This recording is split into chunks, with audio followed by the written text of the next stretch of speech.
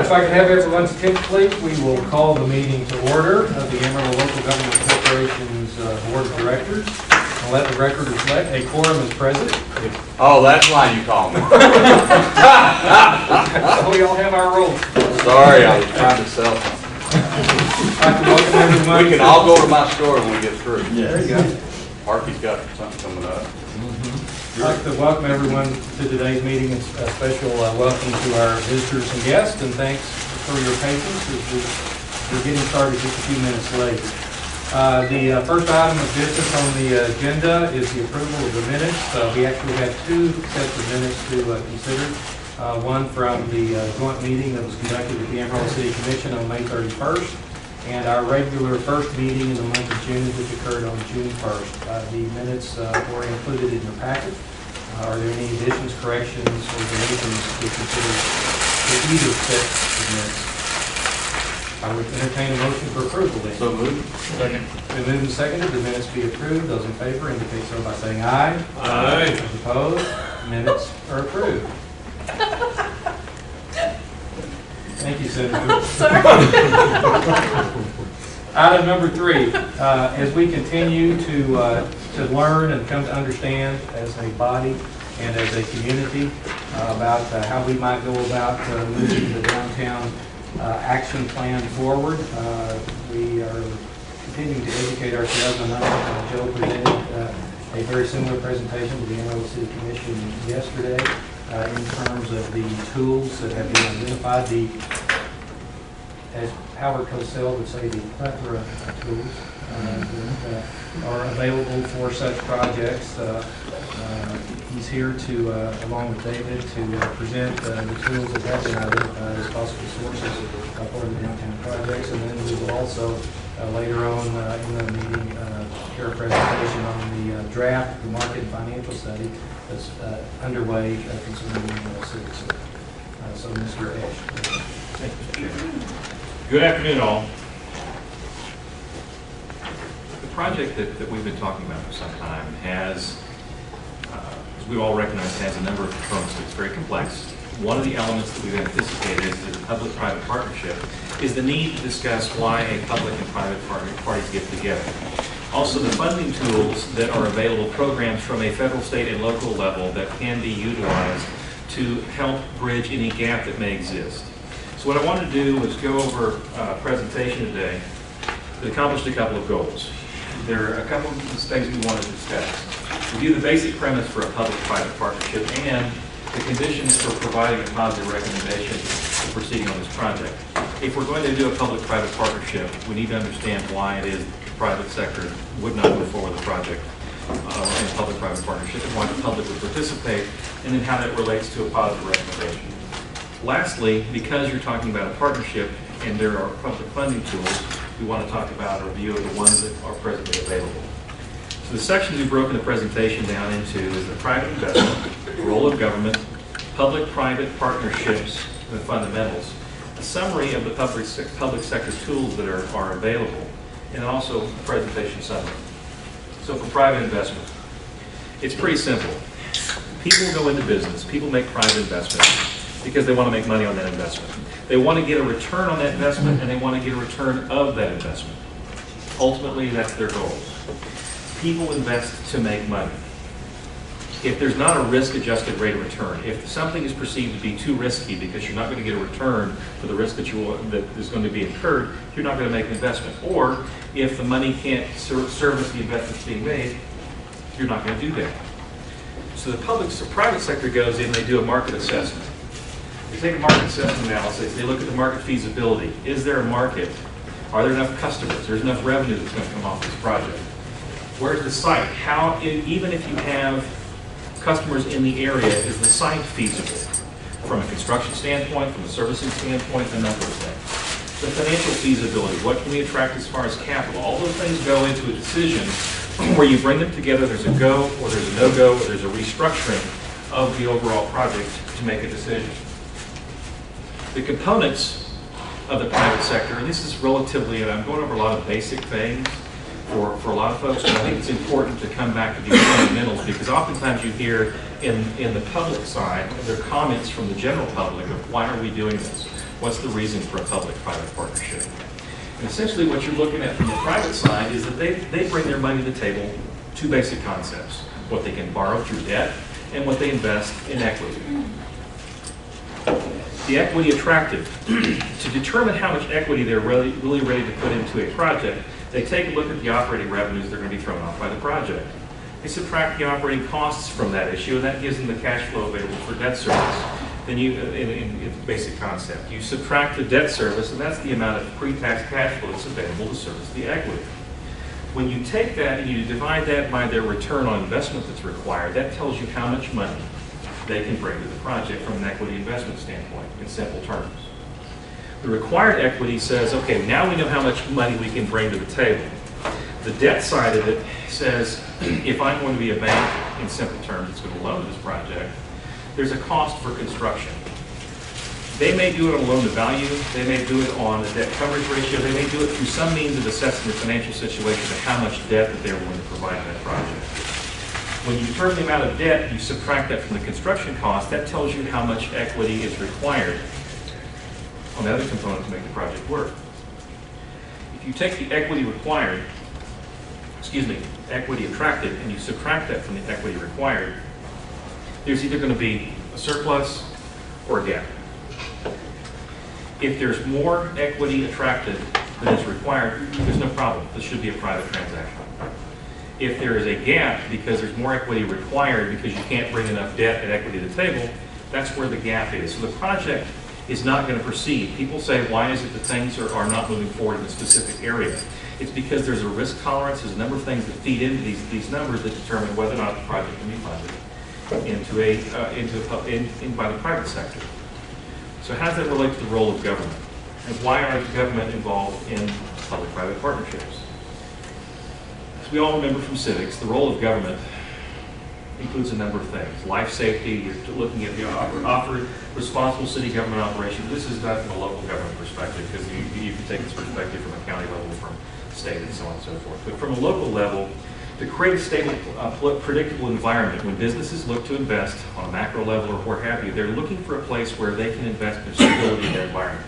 They're also looking for a place where people can live and work, shop, play, and learn, and a place that people want to go because they need a workforce. A strong local economy supporting that is what government helps provide. They do it through livable neighborhoods by providing mobility for people, a well-planned community where there's infrastructure and things that service ultimately the community. A list of the typical city services that are provided at the local level: police, fire, sewer, water, parks and recreation. In some places it depends where you're at in the state of Texas. Cities may provide libraries, county may provide libraries here, the city does. Also infrastructure, economic development, and community development, a variety of services that are provided at the local level. In the interest of time, I'm moving relatively quickly, but this will all be available and people can follow up and we can also address it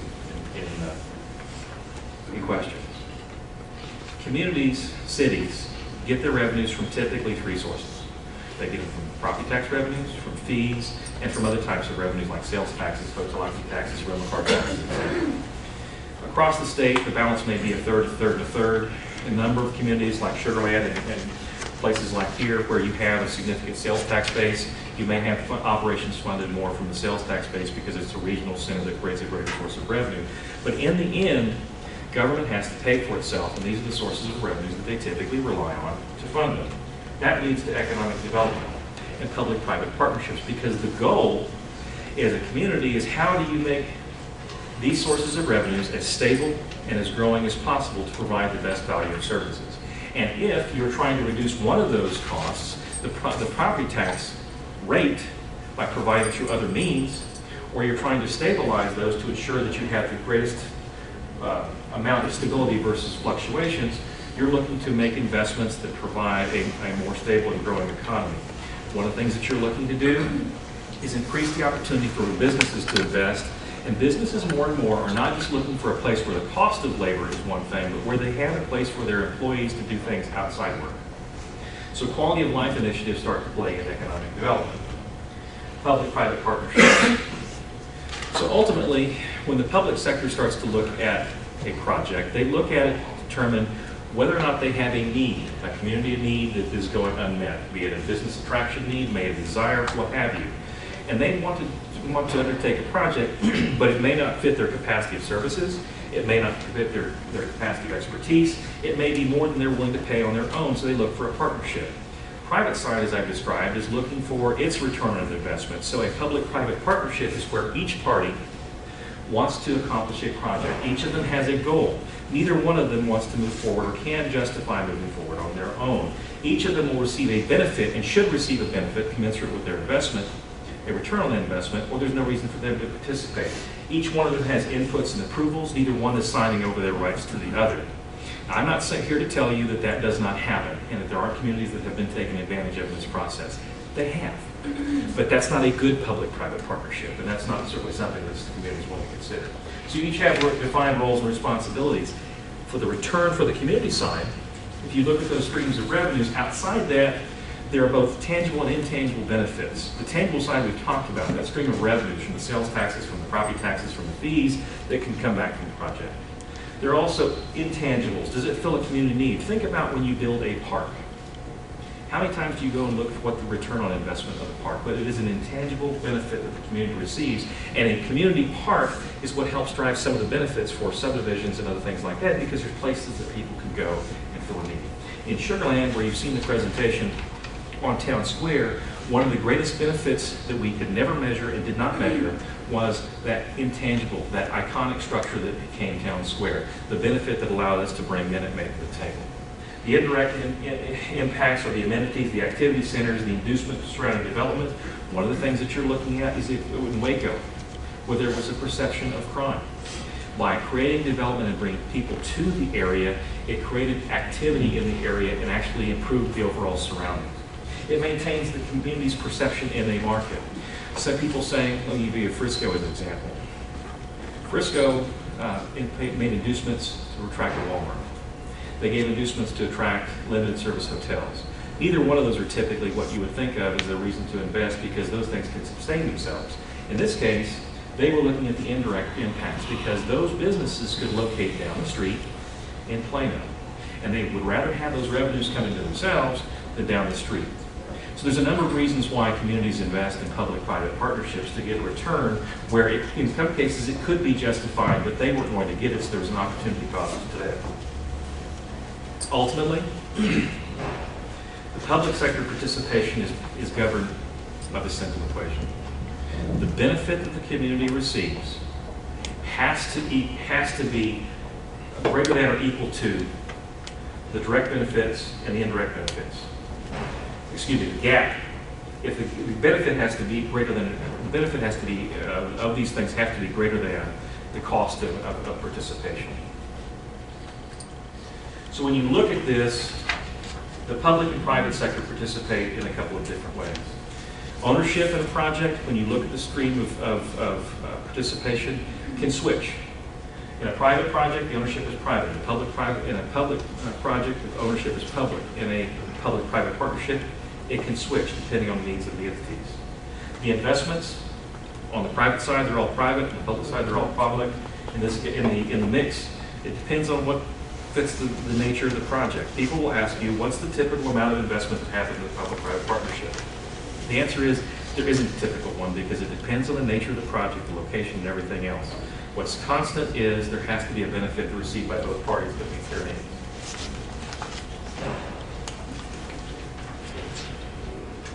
So, federal, state, and local programs. I'm into it for 10 minutes so far.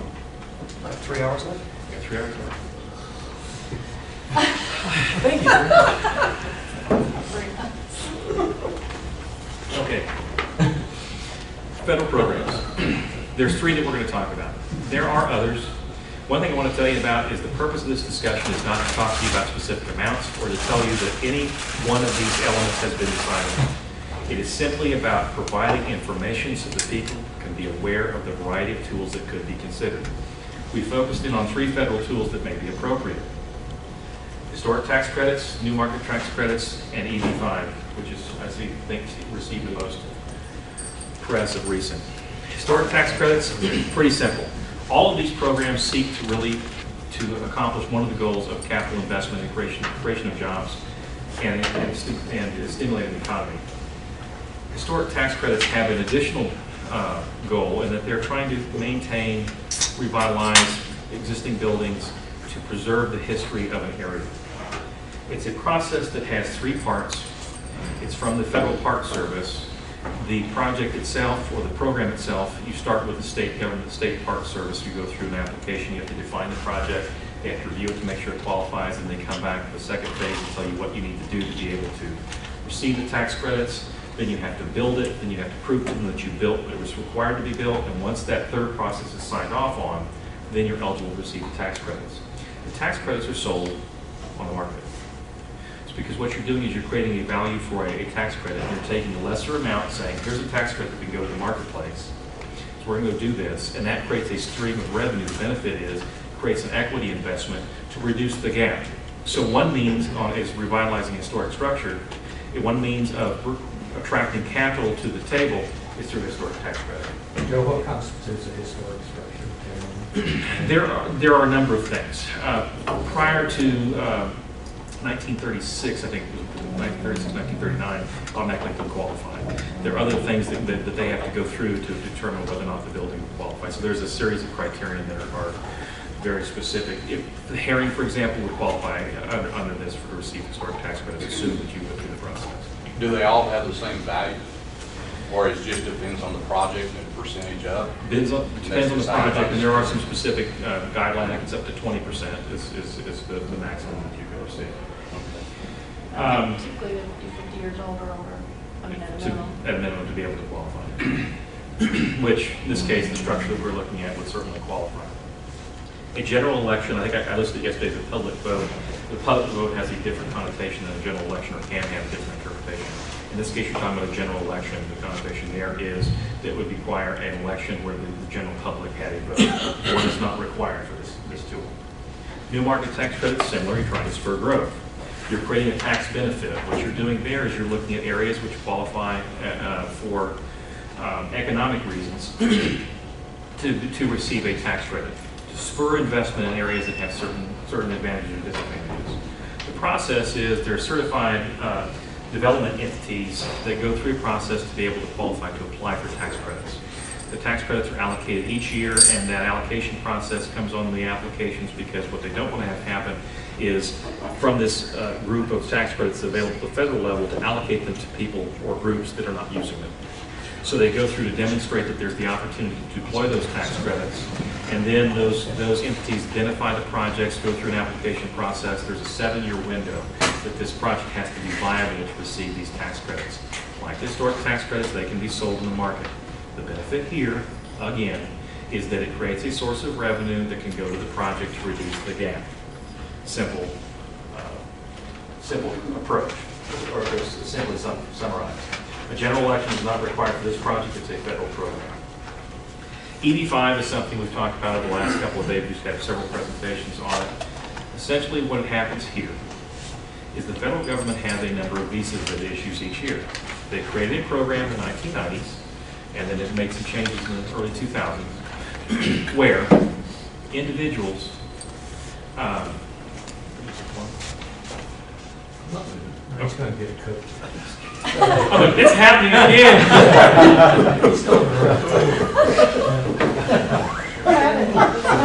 Eternal it is. Did you turn your phone off? Both of his on the table. He's waiting. Anyway, EB-5 program is where they take the allocation of the visas and they say, okay, we're going to set aside a certain portion of these. Individuals who wish to immigrate to the United States can apply through a process where they make a capital investment and put money at risk. The initial threshold of that is $1 million. That $1 million has to be at risk, and then it has to create a certain number of jobs. There is a lower threshold, which is the most prevalent, because why invest $1 million when you can find projects at $500,000?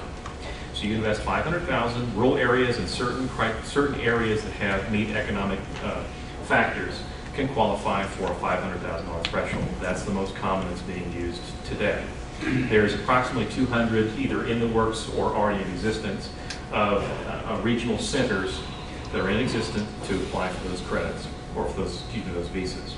When someone makes a $500,000 investment in a project or into a fund that invests into projects, They receive a visa for themselves, for their spouse, and unmarried children under 21.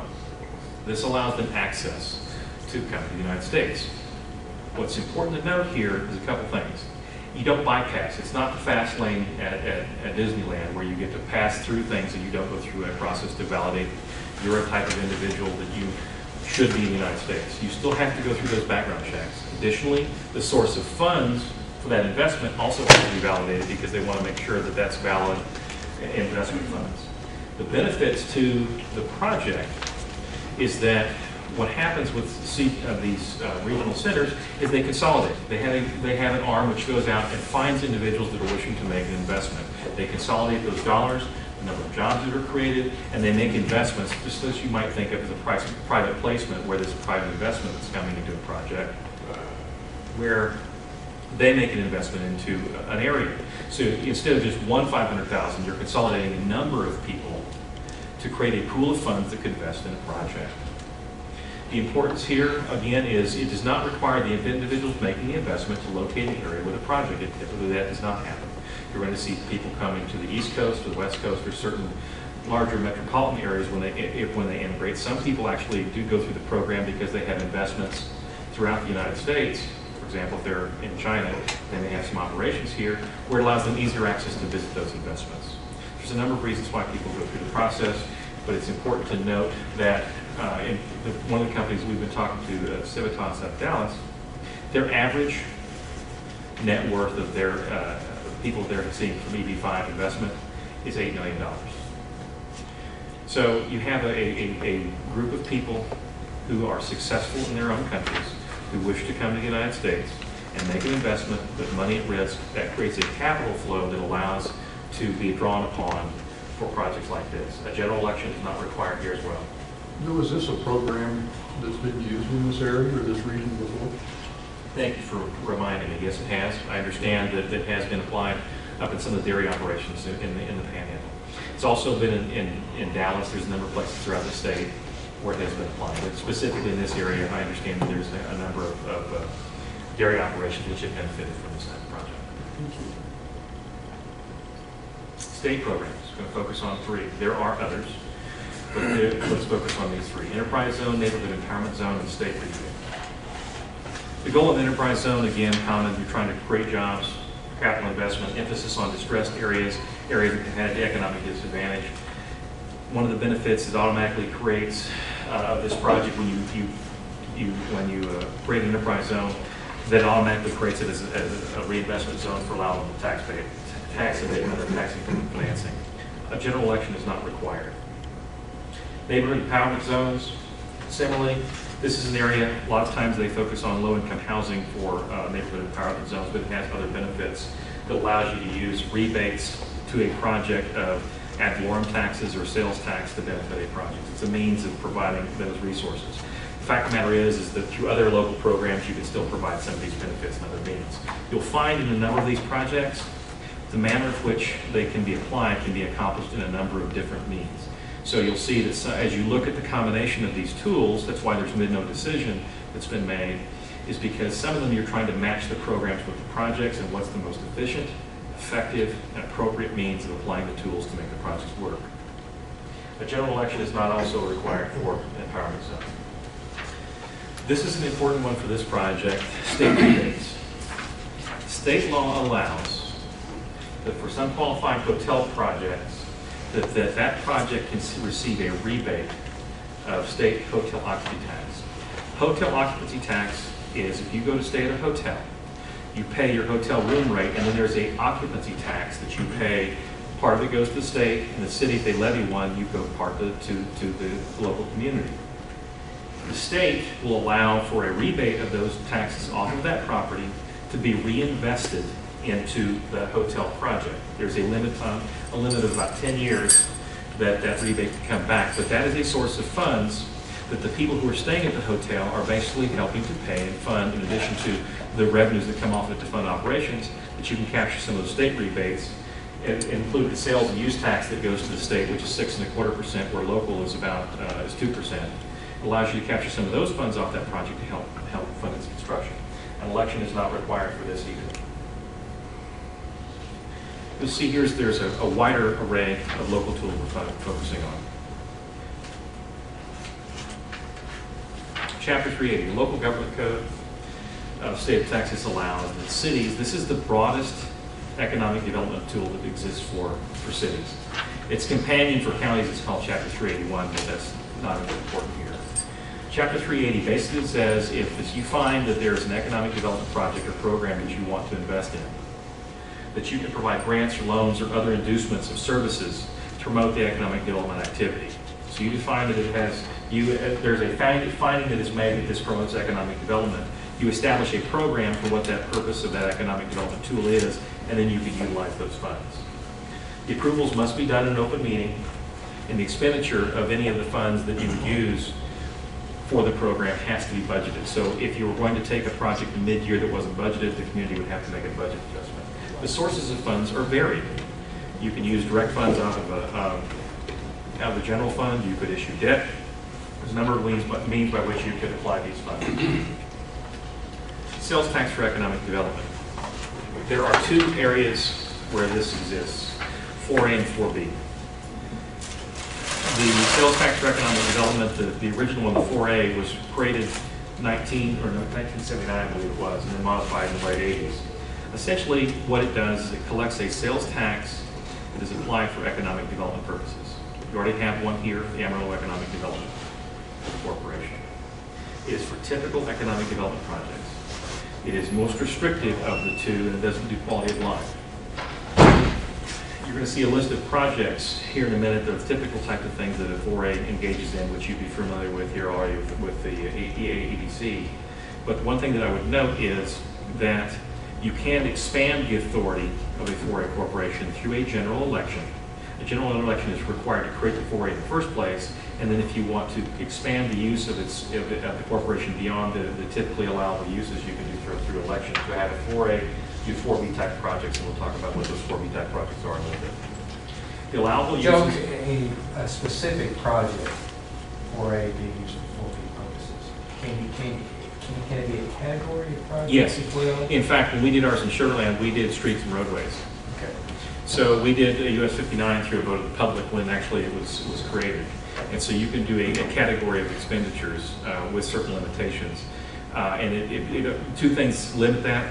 One of them is how the AG's office is going to interpret that language. And so typically before you do that, Marcus, correct me if I'm wrong, you'd want to make clearance so that you say, here's what we want to do, and you have a clearance with that election, that ballot proposition before it goes forward to ensure that what you're trying to accomplish, you do have the authority to do it. Otherwise, you go through the election, you think you've got the power, you're getting ready to issue debt, or you're going to do something, and somebody goes, you can't do it. So there's a process, but it requires that you get some checks from the state to make sure that you can do that category. And you can also, you already have a 4A, you can also have a 4B. You can. Actually, in Sugarland we have both, but the cap is the amount of sales tax that you have available. If there's only a maximum of 2% that can be levied, and there are limitations on how those can be put forward, you're at your 2% cap, so you couldn't have a 4A and a 4B. In Sugarland, we had a 4A and a 4B. We had a quarter cent that went to each. And then we had a half cent for sales tax, or sales tax for property tax reduction, and then a cent to the general fund. So it depends on how your sales tax is structured as to whether or not. A lot of the communities that had a 4A had room, went back and adopted a 4B. And a lot of communities that didn't have a 4A and went to adopt one, adopted the 4B because it could do everything a 4A could do and do more. In the Sugarland area, some of the cities that were neighboring wanted to use their quarter of a cent to participate in Metro from a transit perspective. And I think a lot of them regret doing that when they could have used it for economic development activities. Because they used up all their Capacity. And they couldn't do it. You can use the 4A funds for marketing administration, those activities that, for example, the AEDC engages in to go recruit businesses.